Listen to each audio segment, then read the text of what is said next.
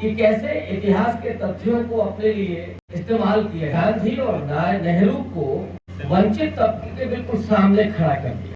सिखों ने कोई हील हुज्जत नहीं किया कि साहब हमको आरक्षण दे। अगर डॉक्टर अंबेडकर, जयपाल सिंह मुंडा जैसे लोग और खांडेकर जैसे लोग अगर आरक्षण को छोड़ने के लिए तैयार नहीं हुए तो उसकी बुनियाद में ये पूरा। और अंबेडकर सीधे तौर पर कह रहे थे कि आप कोई खैरात नहीं दे रहे हैं। 3000 साल तक जिसकी मेधा को दबा करके उस संविधान सभा में 90% से ज्यादा लोग अपर कास्ट के थे।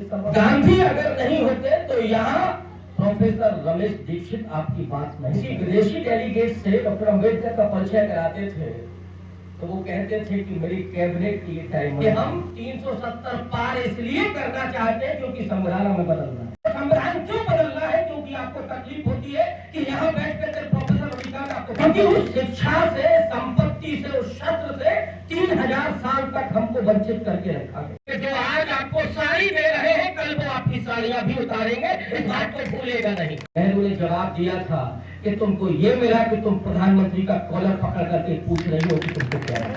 आप गांव के प्रधान से जरा कॉलर पकड़ करके पूछ सकते हैं क्या? 1973 में 13 जजों की बेंच ने ये फैसला दिया था कि संविधान के मूल ढांचे पर कोई बात नहीं हो सकती, उसको बदलने की किसी में औकात नहीं है।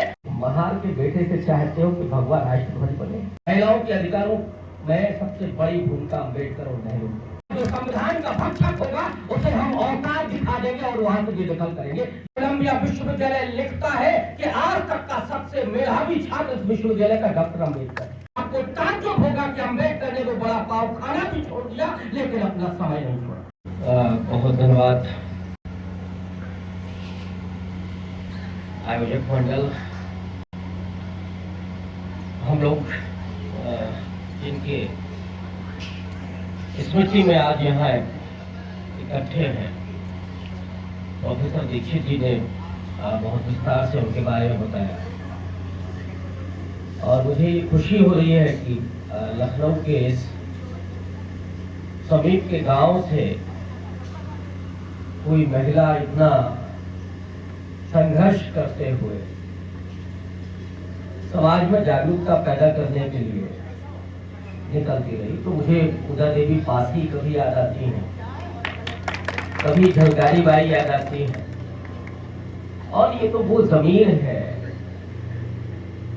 जिसने अंग्रेजों से लोहा लिया था। और अगर आप 1857 के उस आंदोलन को याद करें तो कानपुर से लेकर के और लखनऊ तक पासी समाज के बिल्कुल किसान और ग्रामीण लोगों ने अंग्रेजी फौज पर अपने घर से निकाल करके ढेले और पत्थर मारे और उसके बदले में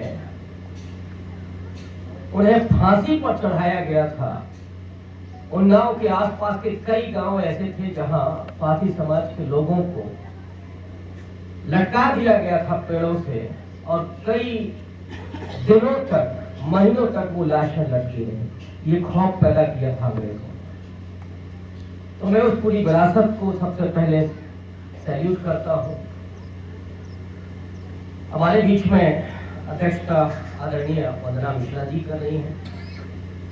अभी आपने बहुत विश्लेषण परक, तथ्यात्मक ढंग से वो व्याख्यान सुना प्रोफेसर रमेश दीक्षित जी का, जिसकी आज सबसे ज्यादा जरूरत है।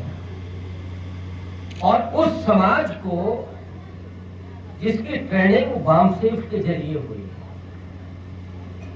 और मैं कोई संकोच करना नहीं चाहता। समस्या ये रही है कि जिस समय उसकी जरूरत थी 90 के दशक में, तब सामने जो हुकूमत थी उसके खिलाफ लड़ना था।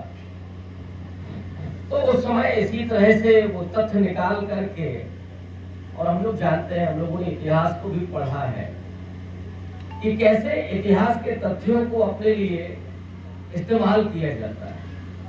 तो वो काम उस पूरे मूवमेंट में हुआ और उसमें गांधी और नेहरू को वंचित तबके के बिल्कुल सामने खड़ा कर दिया गया। लेकिन लोगों ने उन तथ्यों को नहीं जांचा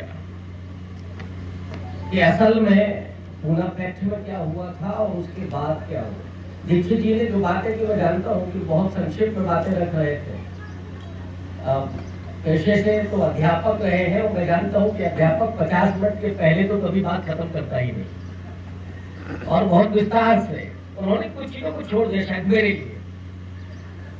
मैं पूना पैक्ट के उस सवाल पर जाता हूँ कि मान लीजिए पूना पैक्ट नहीं हुआ होता तो क्या मिला होता? जाहिर तौर पर आपको पृथक निर्वाचन मिला होता और सीटें मिली होती 71, जो बाद में 147 मिली, और ये भी मिला होता तो जब आजादी मिली और संविधान बन रहा था उस समय स्थिति क्या होती? शायद आपने इस पर गौर नहीं किया।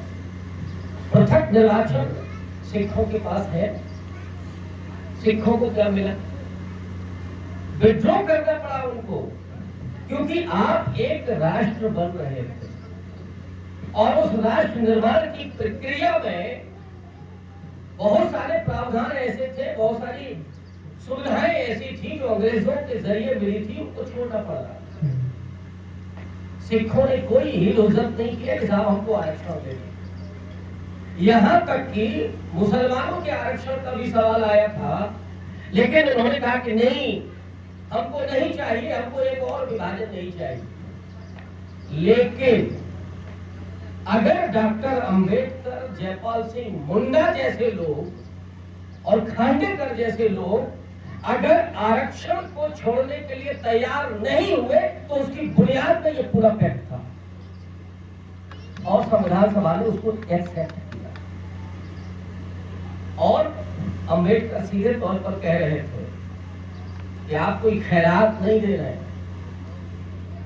आपके पुरखों ने जो 3000 साल तक इस समाज के साथ किया है कभी उनको मौका ही नहीं दिया। जो डॉक्टर राम मनोहर लोहिया कहा करते थे कि मेरिट से अवसर तय नहीं होते हैं, अवसर से मेरिट तय होती है। जब तक अवसर नहीं मिलेगा तब तक मेरिट कैसे पता चलेगी? और आज ये देश देख रहा है कि जो 3000 साल तक जिसकी मेधा को दबा करके रखा गया और क्या क्या जुल्म थी, क्या क्या ज्यादतियां थी। जिस केरल का जिक्र किया सबने, उसी केरल में दलित वंचित तबके की महिलाओं पर स्तन टैक्स लगाया जाता था कि वो अपना स्तन ढक करके नहीं निकल सकती थी। ये जुल्म चल रहा था। सड़क पर आप नहीं निकल सकते थे, दिन में आप नहीं निकल सकते थे, आपकी छाया से भी जो अपवित्र होते थे उन जुल्मों को पूरा याद दिलाया डॉक्टर अंबेडकर ने कि हमें वो मुआवजा चाहिए जो आपने हमारी मेधाओं को दबा करके कुचल करके रखा है, इसलिए हमको आरक्षण चाहिए। और पूरे संविधान सभा ने आम सहमति से उस आरक्षण पर मोहर लगाई। इसलिए मैं उस बात को भी एंडोर्स करता हूं जो अभी सर ने कहा कि ये जो संविधान है वो पूरे संविधान सभा की आम सहमति से बना और उस संविधान सभा में 90% से ज्यादा लोग अपर कास्ट के थे, सवर्ण तबके के थे। और वो कह रहे थे कि नहीं, ये जो जुल्म ज्यादती हुई है उसके एवज में इन तबकों को आरक्षण मिलना चाहिए। और मैं थोड़ा गांधी को दूसरे ढंग से देखता हूं। गांधी अगर नहीं होते तो यहां प्रोफेसर रमेश दीक्षित आपकी बात नहीं कर रहे होते। अचानक पूछ करके वो सरदेव की जिक्र कर रहा, और जितनी बातें उन्होंने की है कि चाहे संविधान सभा में डॉक्टर अंबेडकर को ले जाने का मसला हो, वो किसने परामर्श दिया था? गांधी ने। नेहरू ने हर विधान पर अंबेडकर का जी भर के स्वागत किया। और मुझे तो याद आता है कि जब वो किसी विदेशी डेलीगेट से डॉक्टर अंबेडकर का परिचय कराते थे तो वो कहते थे कि मेरी कैबिनेट की डायमंड है। तो जो व्यक्ति डॉक्टर अंबेडकर को अपनी कैबिनेट के डायमंड के रूप में परिचित कराता हो, लेकिन जो लोग आज चाहते हैं कि आप सब कुछ भूल जाइए, उन्होंने ये सारा प्रपंच रचा और आज वो यहां तक पहुंच गए हैं कि डंके की चोट पर कह रहे हैं कि हम 370 पार इसलिए करना चाहते हैं क्योंकि संविधान हमें बदलना है। मैं माफी चाहता हूं आपसे, बिना राजनीति के ये बात नहीं हो सकती। क्यों 370 पार चाहिए आपको? क्योंकि आपको संविधान बदलना है। और संविधान क्यों बदलना है? क्योंकि आपको तकलीफ होती है कि यहां बैठ कर प्रोफेसर रविकांत आपको भाषण दे, क्योंकि किसी विश्वविद्यालय में वो आपको पढ़ा रहा है, किसी कॉर्पोरेट में जाकर के वो नौकरी कर रहा है, आपके बगल में कुर्सी पर बैठ गया है। तकलीफ आपको संविधान से इसलिए है। संविधान को ही मिटा दीजिए, आरक्षण बचता कहां से? अब तक नहीं आरक्षण की बात। आरक्षण को तो उन्होंने पहले ही बीमारी बना दी। जिस तरीके से नियुक्तियां हो रही, सरकारी नौकरी ही खत्म कर लीजिए आप। असली जो लड़ाई है इस समय वो संविधान को बचाने की है। संविधान बचेगा तो आरक्षण बचेगा, संविधान बचेगा तो आपके अधिकार बचेंगे, संविधान बचेगा तो आपके अवसर बचेंगे। क्योंकि जो बच्चों को शिक्षा आपको देनी है, और बाबा साहब बार बार कहते थे कि हमारे समाज का उत्थान कैसे होगा? उस शिक्षा के जरिए, क्योंकि उस शिक्षा से, संपत्ति से, उस शस्त्र से 3000 साल तक हमको वंचित करके रखा गया। और मैं तो कई बार महिलाओं से कहता हूं, दलित समाज से कहता हूं कि जिससे आपको वंचित करके रखा गया है उसके लिए सबसे पहले लड़ाई लड़नी है। आपको शिक्षा पहले हासिल करनी है, आपको संपत्ति पहले हासिल करनी है और जी भर के सदा समझना शुरू कीजिए। लेकिन उसके लिए प्रयास वो करना होगा कि आपको अपने बच्चों को पढ़ाना है।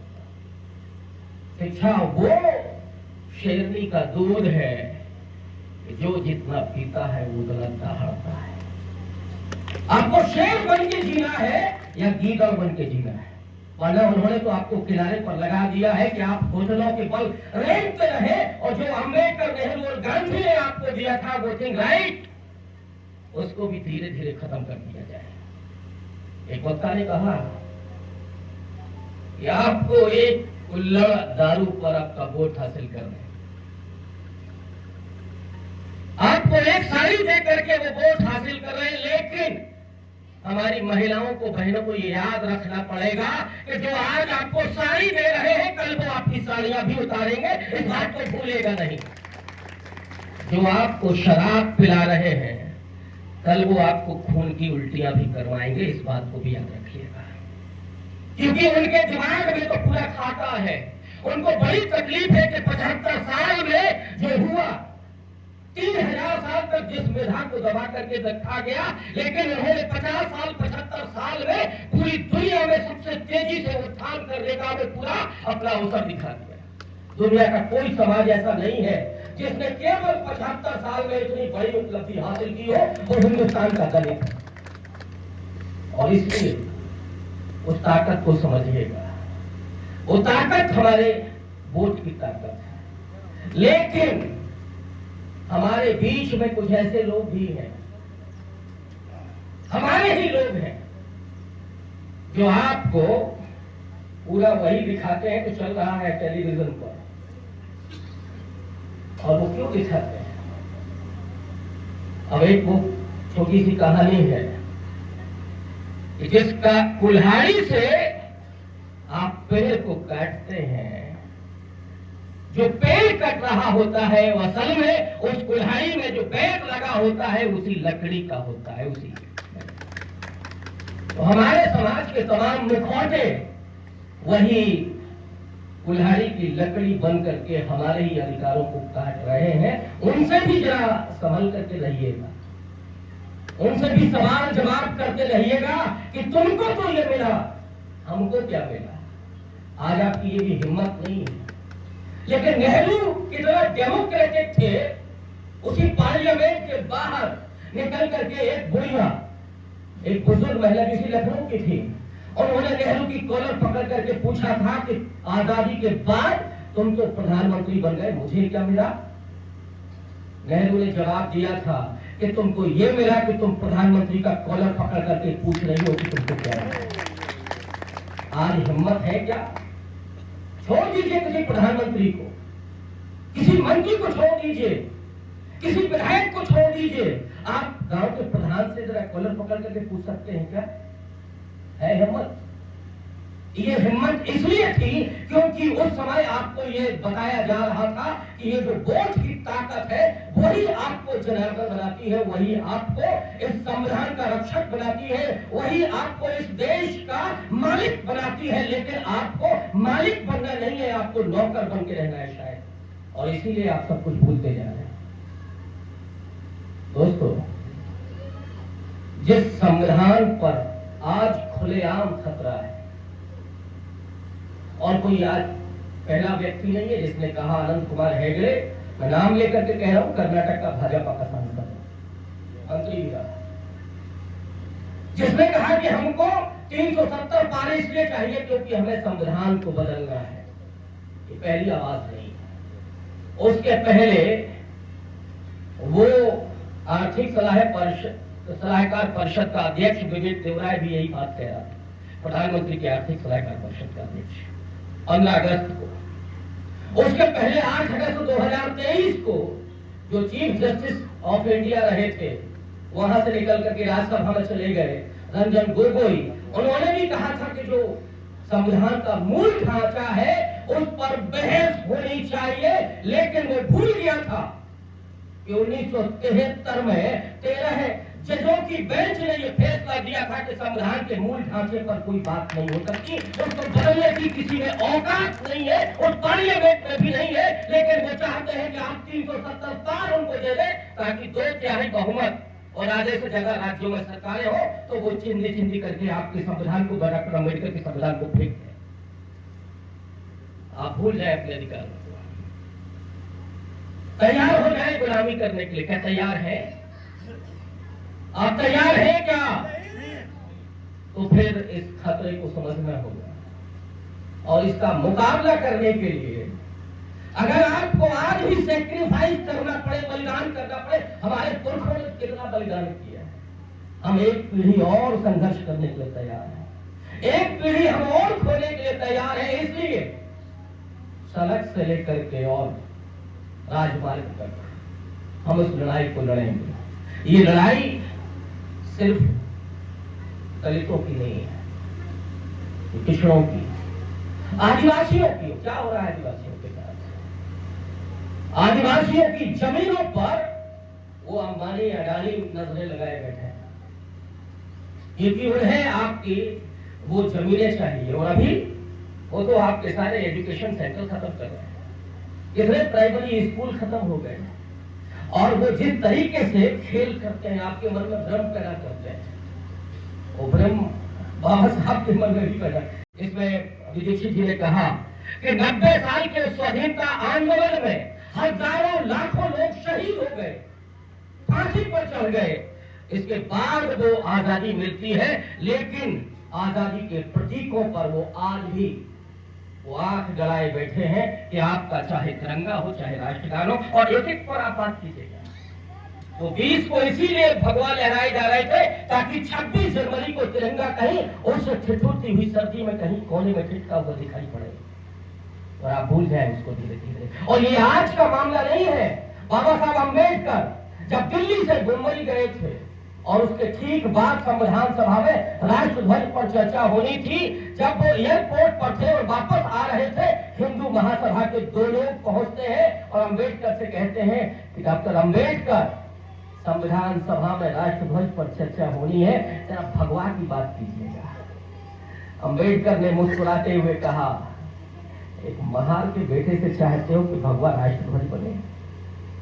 ये अब आपकी जिम्मेदारी है कि जो बात कही थी डॉक्टर अम्बेडकर ने मुस्कुरा करके, एक महार से चाहते हो कि भगवा राष्ट्रध्वज बने, लेकिन आज वो आपकी आंखों पर इसी भगवा की पट्टियां बांधना चाहते हैं। उसको सचेत होना पड़ेगा आपको कि उसके बाद जो तिरंगा बना हमारा, उस तिरंगे के बीच में जो बौद्ध धर्म का चित्र परिवर्तन है, जो तीनियां है, जो समानता का प्रतीक है, जो प्रगति का प्रतीक है, उसको अवरुद्ध करना चाहते हैं और भगवा को लाना चाहते हैं।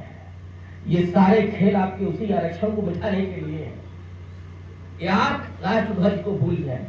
मैंने तो हाई स्कूल तक ये सुना था कि जो राष्ट्रगान में जो स्तुति की जा रही है वो ब्रिटेन के राजा की जा रही है। और ये आज से नहीं, ये इनका जो ख्वाब है 1925 से जब से ये शुरू हुए कि कैसे इस देश के संविधान को खत्म करके एक हिंदू राष्ट्र का संविधान बनाया जाए, जिस तरफ इशारा किया दीक्षित जी ने। ये पहली बार जब मुखर होकर के इन्होंने जो लिखा था, 26 नवंबर 1949 को भारत का संविधान पारित होता है और 25 नवंबर को जो डॉक्टर अंबेडकर ने भाषण दिया था, मेरा सबसे निवेदन है कि आप लोग उस भाषण को जरूर पढ़िएगा। शायद 20वीं शताब्दी के 10 सर्वश्रेष्ठ जो भाषण है उसमें से वो डॉक्टर अंबेडकर का भाषण है, इसलिए उसको जरूर पढ़ा जाना चाहिए। लेकिन 26 नवंबर के ठीक 3 दिन के बाद 30 नवंबर 1949 को आरएसएस ने अपने मुखपत्र ऑर्गेनाइजर में लिखा कि ये संविधान में कुछ भी भारतीय नहीं है। और क्यों नहीं है?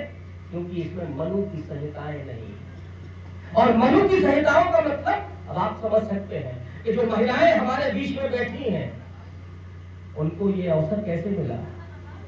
तो संविधान के जरिए डॉक्टर अंबेडकर ने जो किया था, और वो समय ब्रिटिश हुकूमत में बतौर श्रम मंत्री समान काम के लिए समान वेतन, मातृत्व अवकाश और आगे चल करके हिंदू कोड बिल जैसे मुद्दे को उठाया था डॉक्टर अंबेडकर ने, और उसमें भी पूरी सहमति नेहरू की थी। बहुत सारे लोग इसको भी कहते हैं कि नेहरू ने साथ नहीं दिया डॉक्टर अंबेडकर का और इस पर रिजाइन कर दिया उन्होंने। वो शायद भूल जाते हैं कि उसी हिंदू कोड बिल को 3 अलग अलग हिस्सों में नेहरू ने पारित कराया 1955 और 56 में। लेकिन क्यों नेहरू ने साथ नहीं दिया था? मैं जरा ये बात जरूर बताना चाहता हूं। एक्चुअली जो लोग संसद पर पहला आक्रमण कर रहे थे गायों को लेकर के, इन्होंने गाय घुसा दी थी पार्लियामेंट में। जो लोग ये कह रहे थे कि एक महान का बेटा संविधान लिखेगा, इसके तरफ इशारा किया। जो ये कह रहे थे कि हमें बताएंगे कि स्त्रियां कैसे रहेगी, उसी हिंदू कोड बिल पर उन्होंने चुनौती दी कि पहले चुन करके आइए। पहला चुनाव नहीं हुआ, पहला चुनाव होता है 52 में।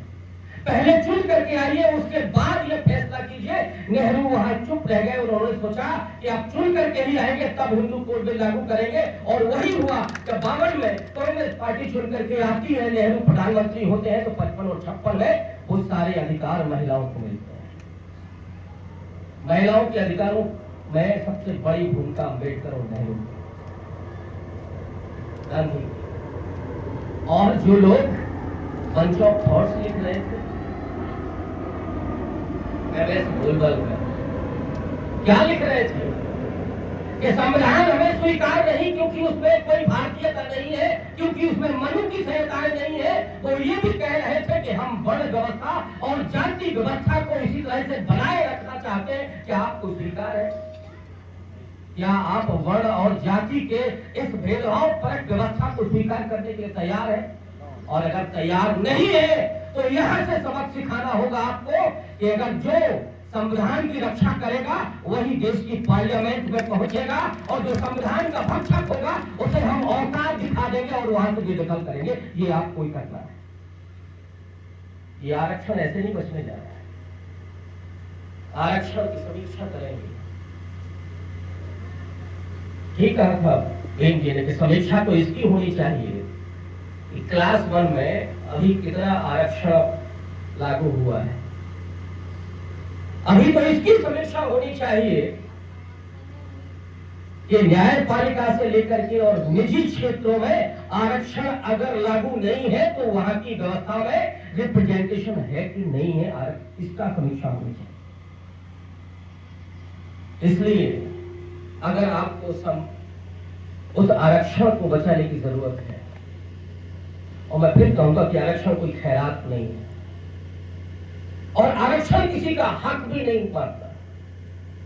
वो जो अंबेडकर ने लिखा कि वो एक ऐसी सीढ़ी है कि जिसमें ऊपर जाने का अवसर तो है, जाति व्यवस्था, लेकिन नीचे जाने की कोई व्यवस्था नहीं। आरक्षण वो सीढ़ी है जो निचले पायदान पर खड़ा हुआ है और वो अपने मेहनत लगन से अपनी मेधा से वहां पहुंच सकता है। अब आप सोचिए, जो आज आपको संस्कृत पढ़ाने की कोशिश कर रहे हैं, उन्होंने डॉक्टर अंबेडकर को संस्कृत पढ़ने दी थी क्या? वो बालक जो संस्कृत पढ़ना चाहता था जाति के वजह से संस्कृत नहीं पढ़ सकता था, उसने फारसी को पढ़ा। लेकिन वही अंबेडकर जब मुंबई से पढ़ते हुए आगे इंग्लैंड और अमेरिका पहुंचते हैं, कोलंबिया यूनिवर्सिटी पहुंचते हैं, जब अंबेडकर को वो अवसर मिलता है, उस अवसर के बाद कोलंबिया विश्वविद्यालय लिखता है कि आज तक का सबसे मेधावी छात्र इस विश्वविद्यालय का डॉक्टर अंबेडकर। हम उसकी संतान है, हमें फख्र है। लेकिन हर व्यक्ति अंबेडकर नहीं हो सकता। ये लोहिया ने लिखा कहीं कि जो लोग कहते हैं आरक्षण की जरूरत नहीं है, जो मेधावी होता है, देखिए अंबेडकर बन गया, उसने तो संविधान लिख दिया। लेकिन लोहिया ने बहुत स्पष्ट तौर पर लिखा है कि वंचित तबकों से जिन्हें अवसर नहीं मिल रहा है, उनमें से कोई एकाध ऐसा निकल सकता है, लेकिन हर किसी को ये अवसर नहीं मिल सकता। इसलिए जरूरत है, एक तो काजू खा करके वो सीएमएस में पढ़ेगा, और दूसरा है जो भूखे पेट होकर के प्राइमरी स्कूल में जाएगा, शाम को गाय भैंस चलाएगा, वो क्या कंपटीशन करेगा? कर सकता है कंपटीशन क्या? ये जो असमानता है, उस असमानता के खिलाफ ये आरक्षण है, उस समानता को स्थापित करने के लिए आरक्षण है। इसलिए इस बात को समझिएगा कि अंबेडकर को जब वो अवसर मिलता है, जब वो कोलंबिया विश्वविद्यालय के सबसे होनहार छात्र होते हैं, और वही अंबेडकर पढ़ाई भी कैसे करते हैं। कुछ बच्चे भी हमारे बीच में, खास करके माताएं तो हैं, कोलंबिया विश्वविद्यालय में पढ़ते हुए जब लाइब्रेरी में बैठते हैं अंबेडकर, तो उनके पास इतना भी वक्त नहीं होता है कि वो भोजन भी कर सके, और पैसा इतना नहीं था कि वो कैंटीन से जा करके खा सके। एक बड़ा पाव अपनी किताब में रख करके ले जाते थे, समय बचाने के लिए लाइब्रेरी में छुप करके खाते थे। एक दिन लाइब्रेरी ने पकड़ लिया, कहा कि आपको मालूम है कि लाइब्रेरी में आप बैठ करके खा नहीं सकते हैं। अंबेडकर ने कहा कि मैं समय बचाना चाहता हूँ, इसलिए बड़ा पाव यहाँ खाता हूँ। लाइब्रेरी ने कहा कि नहीं, ये नहीं चलेगा। आपको ताज्जुब होगा कि अंबेडकर ने वो बड़ा पाव खाना भी छोड़ दिया, लेकिन अपना समय नहीं छोड़ा। वो अंबेडकर। माताएं बहनें हमारे बीच में हैं, जिन्हें कई बार ये लगता है कि पति बड़ा हमारे ऊपर जुल्म कर रहा है, और ये पूरी पितृसत्ता है, उसमें कोई दो राय नहीं, वो होता है। लेकिन महिलाओं को बनना भी कैसा है, मैं एक जिक्र करूंगा अंबेडकर का। अंबेडकर के सबसे बड़े बेटे राजरत्न, बाबा साहब पढ़ रहे हैं बाहर, उस समय इंग्लैंड में है, रमाबाई अंबेडकर उनकी पत्नी बच्चों का पालन पोषण कर रहे हैं। बड़े बेटे की तबीयत खराब होती है, बहुत खराब होती है। उन्होंने यहां से तार भेजा, अंबेडकर से कहा कि कुछ पैसा हो तो भेज देना, बड़े बेटे की तबीयत खराब है, उसका इलाज कराना है। अंबेडकर के पास पैसा नहीं था। उन्होंने तार भेज करके बताया कि मेरे पास पैसा नहीं है, बेटा जाता है तो जाने दो। कोई बाप, कोई माँ अपने बड़े बेटे को या किसी भी बेटे को इस तरह से जाने नहीं दे सकती। राजरत्न की मौत होती है, रमाबाई ने ऊपरे पाठ करके उनको भेज करके अंबेडकर को भेजा, मनी ऑर्डर किया कि मेरा पति पढ़ रहा है, और किसके लिए? और रमाबाई अंबेडकर ने बाबा साहब अंबेडकर से कहा कि एक बेटा तो जा रहा है आपका। इस देश के करोड़ों दलित आपके बेटे हैं, उनके लिए अगर मुझे एक आध और बच्चे की कुर्बानी करनी पड़ेगी तो हम करेंगे। आपको पढ़ना है और पढ़ करके आपको आना है इस देश के करोड़ों दलितों की सेवा करने के लिए। आपको ये अवसर ऐसे नहीं मिल गया है। ये जो आरक्षण, ये जो कुर्सी, ये जो शिक्षा, ये जो स्वाभिमान, ये जो बोलने की ताकत आपको उस व्यक्ति के उस पूरे सैक्रिफाइस में मिलती है। और इसलिए अगर आप उसके संघर्षों को बचाना चाहते हैं, उसके संक्रमणों को बचाना चाहते हैं, तो फिर आपको संविधान को बचाना होगा, क्योंकि अंबेडकर का सारा कुछ उस संविधान में निहित है, वो सारे मूल्य। और इसलिए जो लोग आज संविधान पर नजरें गड़ाए बैठे हैं, उनकी हिम्मत तो देखिए कि वो कह रहे हैं, उनको ये औकात हमने दी है कि वो कह सके और वो कह रहे हैं। और इसीलिए उनको अब ये सबक सिखाने की जरूरत है कि अगर हमारे वोट से तुम हमारी हत्या करना चाहते हो, हमारी गर्दन काटना चाहते हो, हमारे अधिकारों को खत्म करना चाहते हो, तो हम तुम्हें तुम्हारी औकात दिखा दें। ये करने की जरूरत है। मैं जानता हूं कि आप बदलने के लिए तैयार है इस दुनिया को, इस समाज को, इस देश को। इसलिए जितनी भी बातें हैं, मैं जानता हूं मैं अभी और भी बात कर सकता हूं, लेकिन मैं नहीं चाहता। मुझे लगा हम लोग मैडम को सुने, और जब भी आप कहेंगे, जब भी आपका हुक्म होगा, मैं आपके बीच में आऊंगा। लेकिन आपसे एक उम्मीद भी करता हूं, आपसे एक कसम भी लेता हूं कि डॉक्टर अंबेडकर के सपने को आप खत्म नहीं होने देंगे। आप जब हुक्म करेंगे तब मैं आपके बीच में आऊंगा। बहुत शुक्रिया। जय हिंद।